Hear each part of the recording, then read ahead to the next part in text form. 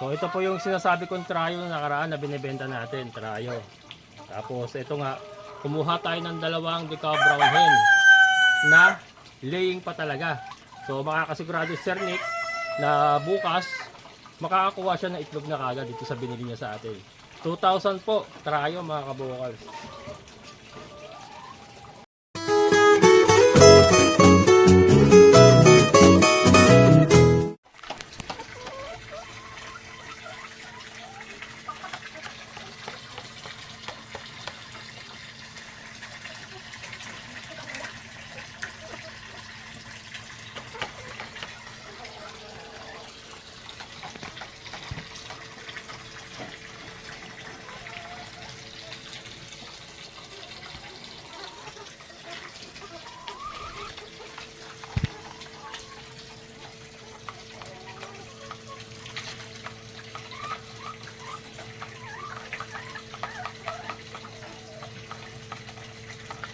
Hello mga kabukals. Ayan. Ating mga hito ay still looking good. Diba? Wala na tayong nagiging problema sa kanila. Nakita nyo yung ating tubig ay malabong malabo. Malabo. Ayan. So nagkakagulo sila pagka may bumabagsak na grasya. Pag may bumabagsak na grasya. Yan, hindi na nga po tayo nagpapakain ng ating mga hito. Yung tira-tira ng ating mga manok, mga leftovers na natatapon nila, at saka yung mga droppings ng ating mga manok, yun na po ang kinakain nila. Ayan, pasensya na po sa masiselan. Pero disclaimer lang po, hindi po ito pambenta again. Yan, pasensya na, ulit-ulitin natin, hindi po pambenta ang mga hitong ito. Yan, sila po ay again parte po ng ating aquaponic system. Ang role po nila ay makontrol ang kitikite na lamok, at saka yan, kainin po yung mga droppings ng ating mga layer chickens para po hindi mag-accumulate yung kanilang poops sa flooring ng ating aquaponics pond. Yan po ang ayan, nakaabang sila talaga mga kabukals pagka ano. So itong ating mga hito ay saganang sagana sa pagkain, kaya hindi po sila nagkakainan. Wala pong cannibalism na nangyayari kasi there's a lot to go around with. Ang dami po nilang nakakain, kaya hindi sila gutom, lagi silang busog. Ayan, so hindi po yan ating topic. Ito nga po yung ating mga layers, yung ating main business po dito sa ating aquaponics system. Ayan, nagle-lay na po ng eggs. Ang dami na po nating itlog na nakukuha mga kabukals, parami na ng parami. Yan, meron pa doon sa taas. Yan. So yan. Yan, at ito po yung ating mga layers na mga pang table eggs natin mga kabukals. You know, lalaki na oh. Abangan nyo mga kabukals yung mga hito natin pagka lumaki na to ng gabinti. Talaga rin naman. Palalaki natin to ng gabinti. Tingnan natin kung mapapalaki. Mapapalaki siguro natin ng gabinti kasi hindi naman natin sila ibebenta nga. Dito lang sila eh. Yan o. Yung sagana sila sa pagkain. Tingnan natin kung hanggang saan sila lalaki. Kung lalaki ba sila kasi laki ng shark. Shark. Ayan. Ating mga layers. So medyo nagre-respond na po sila sa ating booster na ginagawa. Sa pagbo-booster nga po ng ating ginagawa na layer feeds, pure layer feeds, at saka yung egg booster, at saka yung vitamins. Nagre-respond na po sila. Kaya yung ating mga hito mga kabukals, sagana rin po sa vitamina yan kasi Kasi sagana sa vitamina yung ating mga manok. So yung droppings nila sagana rin sa vitamina. Kaya malulusog yung ating mga hito. Ayan. So, ito muna tayo sa ating breeders. Ito mga kaboss, nabuo ka na yung nabuo na natin yung Team Kalbo. Ito na po yung ating breeders. Ito na lahat. Hindi na natin dadagdagan to, hindi na rin natin babawasan. 10 inahin, 2 rooster. Yan yung ating mga rooster na ito po ay balik ina. Tara muna natin. Yan, balik ina po Balik ina na decal brown. So, on the road to breeding nga po tayo kasi ito po yung pag-umpisahan natin ng mga panibago nating layers. Ito yung mga nauna kasi pachi lang yon. Gawa nung testing pa lang and then yung mga nandoon nga na RTL na testingin natin yung mga itlog nila kung brown ba and kung marami ba silang umitlog, frequency, quantity, yan, lahat po yan itetestingin natin. Pero habang hinihintay natin sila, para hindi rin po sayang yung oras, kasi very positive naman ako na magsasucceed po yung unang breeding natin na balikin na. Nakikita ko naman kasi yung mga quality na layers sa kanila. Nandoon na po yung mga physical qualifications ng isang magandang layer ay nandoon na. So yung itlog na lang po ang hinihintay natin. So habang naghihintay tayo, ito nagbi-breed na tayo. Start na tayo ng mass production po ng brown egger na lang. Sige. Brown egger para hindi tayo makot. Na mga brown egger chickens pang business. So hintay lang po. Doon po sa mga nakaabang magbebenta po tayo mga kabokals. Wait lang po kayo. Boboyin ko lang po yung mga kulang pa sa ating mga pamalit na layers. So 10 inahin, lahat po yan ay laying kasi handpick po yan, handpick. Yan, pinili po natin yan, yung mga talaga nangingitlog. Pinili po natin. So lahat po yan ay laying and maganda naman po kasi natin. Malakas yung umitlog mga kabukas Ayan 1, 2, 3 1, 2. Hindi ko pa nagawa ng pugat pero para mas maganda yung ganito na lang kasi naghuhukay lang sila sa lupa dito lang sila nangingitlog 1, 2, 3, 4, 5, 6, 6 Kaya mga kabukals, makalima-6 tayo isang araw na fertile eggs, hindi na masama. Hindi naman po kasi lahat yan mangingitlog ng sabay-sabay. Hindi po lahat yan mangingitlog ng sabay-sabay. So, 5-6 na average per day na fertile eggs ay okay na yan. Kasi kung makalima tayo sa isang araw, in 10 days may 50 tayo. 'Di ba? Yung ating incubator naman ang capacity niya is 55 eggs. 55 seater lang po siya. So sakto kasi may ref naman tayo. Inire-ref naman natin yung mga eggs nila. Yan. And then yun nga, baka magbenta na rin po ako ng mga fertile eggs pagka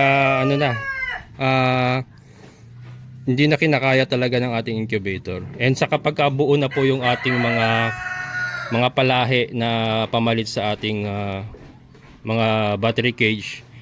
Yan, hindi na po ako masyadong kung may bibili man ng hangga't maaari kung may bibili po ng fertile eggs, mas maganda maibenta natin ng fertile eggs. Kaya lang kung wala naman pong bibili, magsasalang tayo sa incubator kung bakante and then benta po ng sisiw or month old para mapili natin yung babae.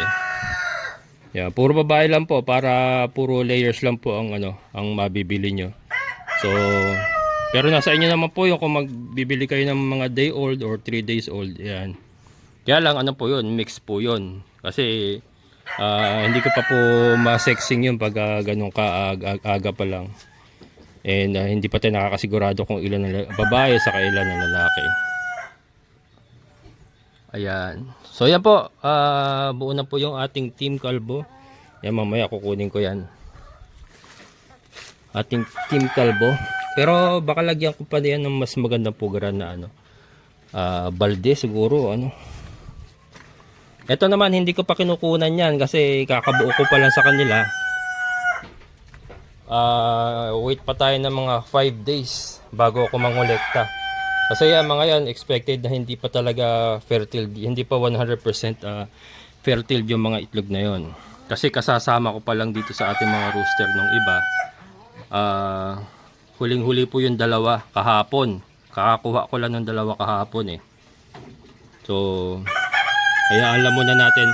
Ang maganda rito kasi nakikita ko talaga na sumasampa mga kabokals. Nasasampahan nila panay-panay. Kaya nakita ko, kaya very confident ako na fertile eggs po yung ating mapuproduce. And yun nga, 10 lang yung ginawa natin. Taliwas po doon sa unang plano ko na 14 ba o 12. Parang yun ang unang plano ko. Parang 16 pa kaya yata yung unang nasabi ko. Sobrang dami kasi mga kabokals. So hindi rin maganda pag sobrang dami kasi yung fertility naman po ang mako-compromise nun. Dito po sa ating breeding area, hindi po natin kailangan ng maraming itlog. Ang kailangan po natin is fertile po as much as possible. Lahat sana fertile. So yun po ang ating plano rito. Kahit sa 10 na ito, sa 10 hen na ito, makakolekta lang tayo ng 4 sa isang araw. As long as fertile po lahat, okay na rin po yun. Magandang bigayan na rin po yun. Ayan. So abangan nyo mga kabukals yung ating breeding, tuloy-tuloy na. So ito nga, concentrated na tayo sa brown egger.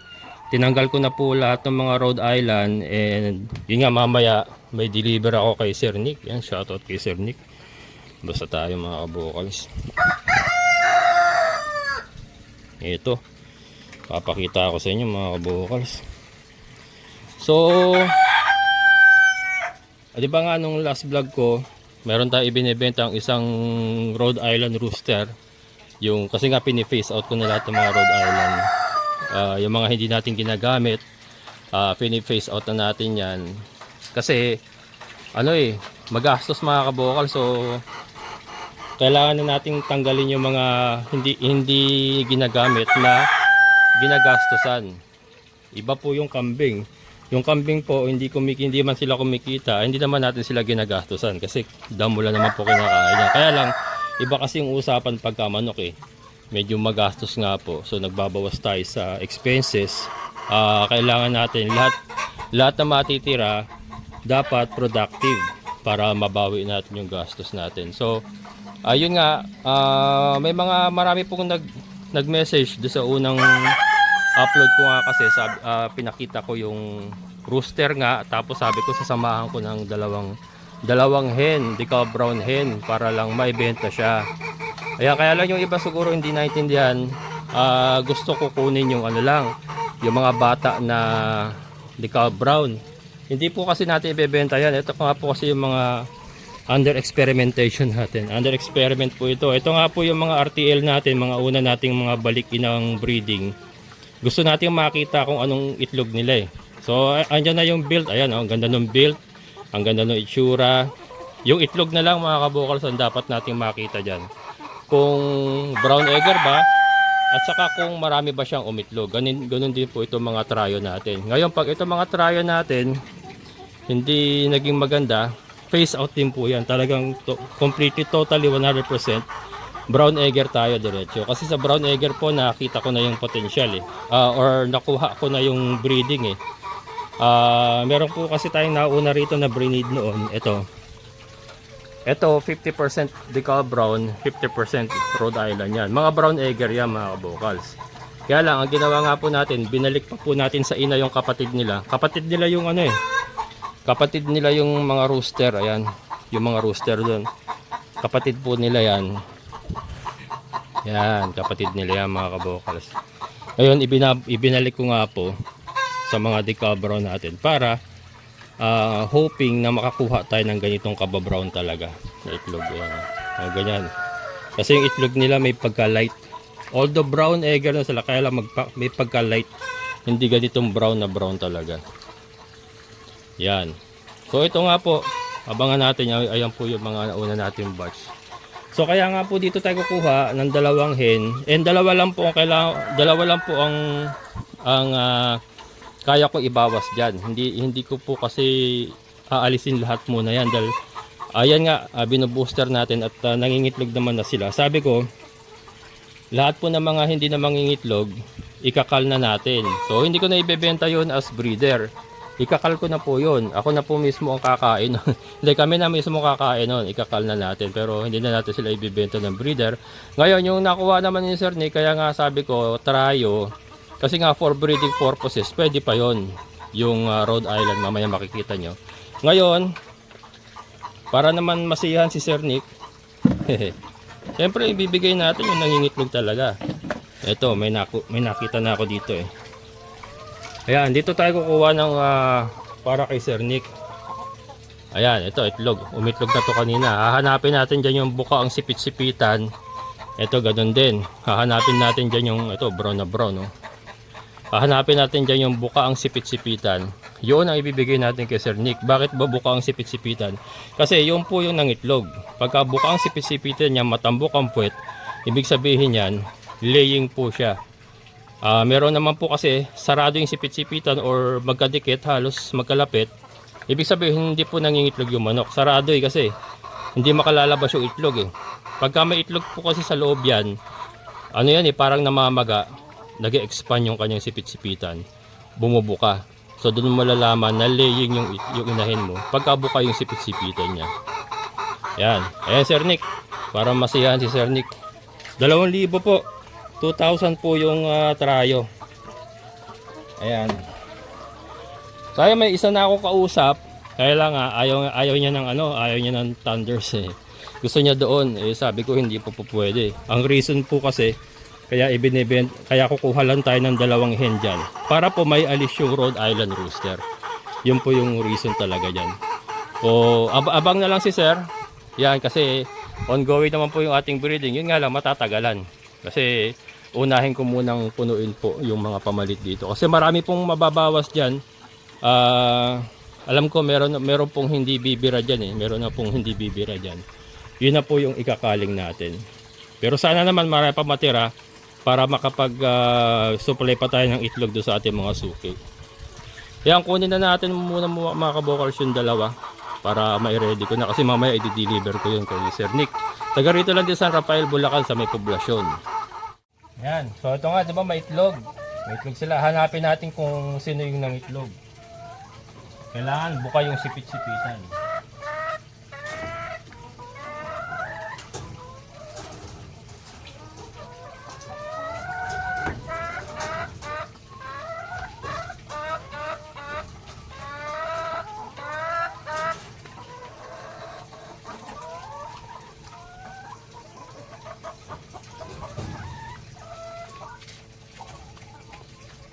Yan, mga kabukals.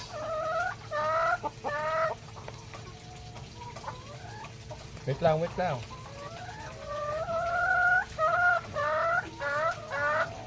Sarado ito, medyo dikit mga kabukals, dikit. Yan.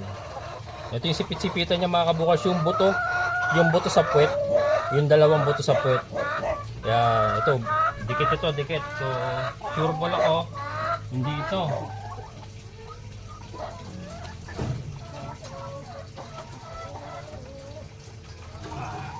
Ayan, laki pa oh. Laki pa niya mga kabukals oh. Ayan, ito nga. O, buka tapos matambok yung kanyang puwet, matambok. Buka, ayan. So yun, so itong itlog na to, itlog na to sa kanya to. So ito yung bibigay natin isa kay Sir Nick.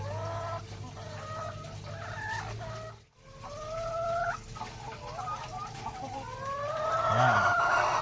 Tapos yung tayo kukuha sa katabi.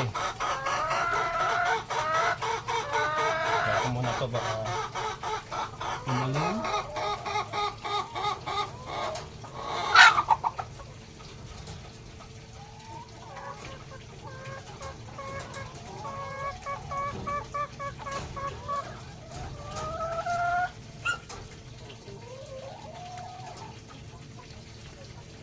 Yan, dito tayo kukuha. Doon sa isa.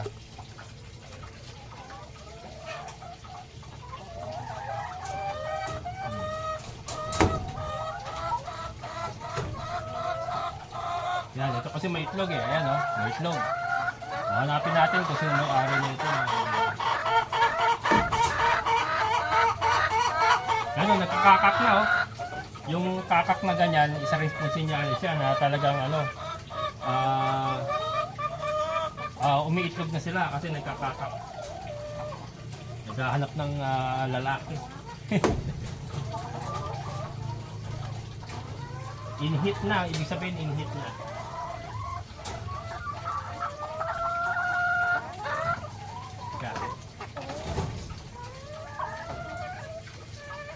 Mukhang ito ah.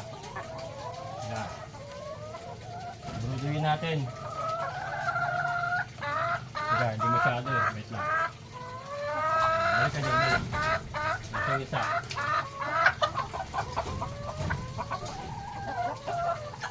Wait lang.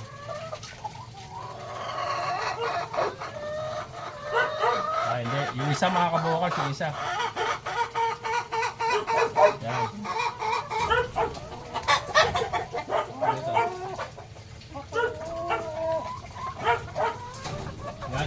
Ito siya. Ito ang may-ari. Ayan, matambok ang puwet. Buka ang sipit-sipitan. Yan, Sir Nick. Ito yung pangalawa. So, ito, sa kanya to. Yan, para masiya si Sir Nick. Kasi pagkakuha niya mamaya, bukas may makakuha na siyang itlog agad. Yan. Para masiya si Sir Nick. Yan o, napakaingay na. Ayun na nga yung dalawang ibibigay natin kay Sir Nick. Kunin ko yung rooster mamaya. Ayan. So, di ba?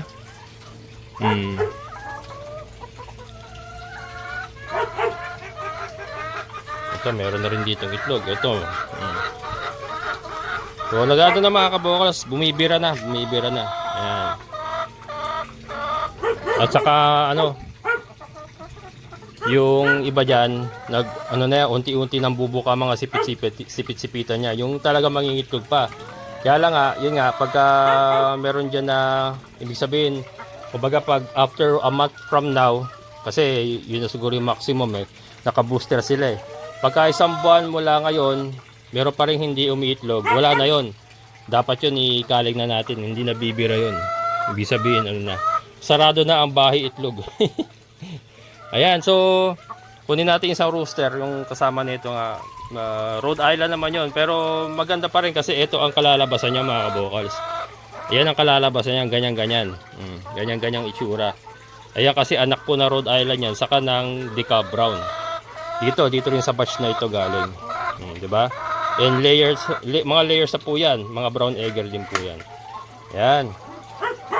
So yun, yan pong kalalabasan mga kabukals nung breeding na trayo. Kaya naman po binibenta ko rin as trayo para po magkaroon po sila ng chance na makapag-breed din po ng mga brown egger. Kahit hindi man lalabas na pure, pwede nyo pong gawin yung ginagawa ko, balik ina.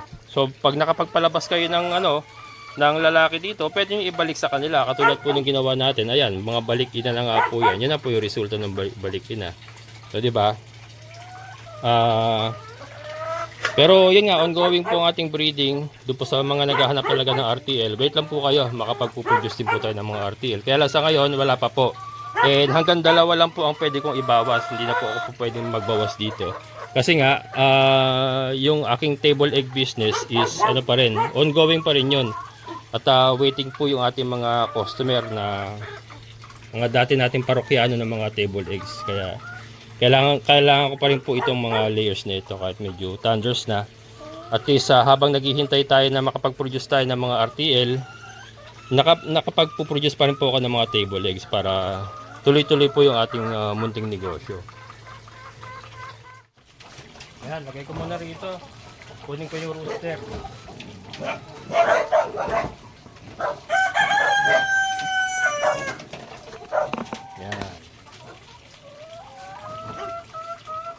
Kunin natin yung rooster mga kabukals. Yan, so ito yung rooster, yung ating Rhode Island rooster. Diba? So ito po yung sinasabi kong trayo na nakaraan na binibenta natin, trayo. Tapos ito nga, kumuha tayo ng 2 Deca Brown hen na laying pa talaga. So makakasigurado Sir Nick na bukas makakakuha siya ng itlog na kagad dito sa binili niya sa atin. 2,000 po, trayo mga kabukals.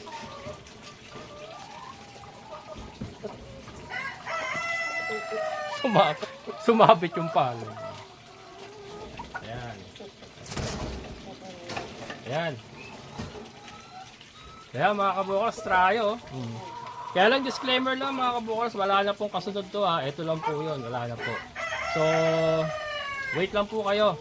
At continuous naman po aking breeding.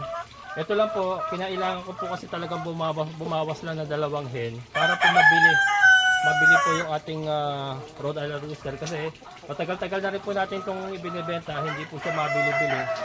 And ayoko naman katayin kasi ang laki, saka ang ganda, quality naman siya. So sayang naman kung kakatayin lang natin. Kaya yun, ipinackage ko po ng trayo, 2 Deca Brown, saka siya 2,000 para lang po ma-out natin siya. So maraming salamat kay Sir Nick. And separate vlog na lang po yung ating visit kay Sir Nick. Titingnan natin yung area niya. Kasi ano rin siya, nagko-consulting siya sa akin kung ano bang magandang gawin. Kasi nag-uumpisa pa lang siya. Nasa ano siya kakauwi lang niya po. Magpo-for good na siya sa Pilipinas. Pero dati po siya, matagal po siya nag-abroad. Not sure kung America ba or ano. Basta ang sabi niya sa akin, magpo-for good na raw po siya rito. And meron po siyang i-develop na lote dito sa may poblasyon sa San Rafael, Bulacan. So yun po makikita natin mamaya. Kaya lang, separate vlog na po yun. Pero ito mga kabukals, dito lang po muna natin tatapusin.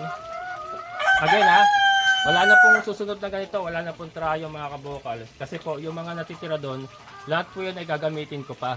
So hindi pa po natin sila ibebenta. Ito lang po. And pagka nakapag-breeding po tayo, siguro fertile eggs. Ayan, abangan nyo po yung fertile eggs. Hanggang mga month old. And kung aabot po ng RTL, yan, makapagbebenta rin po tayo ng RTL. So yan mga kabukals, hanggang dito na lang. Maraming salamat sa inyong muling pagsama. Maraming salamat kay Sir Boyet. Sir, thank you so much. And sir, kay Sir Nick, maraming salamat po. Hanggang dito na lang. Muli ito yung Kabukals Farmer. Nagsasabing sabay-sabay tayong mga harap. Pagsikap at kumilos, siguradong ulan ng ating amazing na buhay. Bye-bye!